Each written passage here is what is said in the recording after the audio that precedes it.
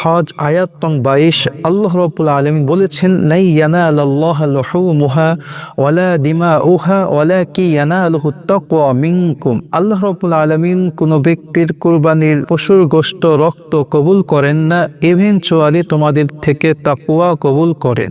এই আয়াতে ব্যাখ্যায় তাফসিরে কুরতুবির মধ্যে এক্সপ্লেন করা হয়েছে, কুরবানি আল্লাহর কাছে গ্রহণযোগ্য হওয়ার জন্য, কবুল হওয়ার জন্য নিয়ত অথেন্টিক খাঁটি হতে হবে। সো নিয়ত অথেন্টিক খাঁটি হওয়ার জন্য ডেফিনেটলি আপনার অর্থ, টাকা পয়সা হালাল হতে হবে।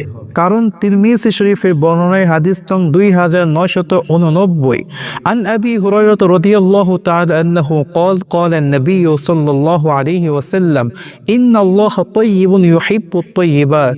আবু হুরায়রা রাদিয়াল্লাহু তাআলা আনহু থেকে বর্ণিত, বিশ্বনবী সাল্লাল্লাহু আলাইহি ওয়াসাল্লাম বলেছেন, নিশ্চয়ই আল্লাহ রাব্বুল আলামিন হচ্ছেন পবিত্র, আর তিনি পবিত্র জিনিস গ্রহণ করেন, বাট আল্লাহ রাব্বুল আলামিন হারাম জিনিস গ্রহণ করেন না। ডেফিনেটলি কেউ যদি হারাম টাকার বিনিময়ে কুরবানি দেয়, তাহলে তার কুরবানি কোশ্চেন কালেও আল্লাহর কাছে কবুল হবে না।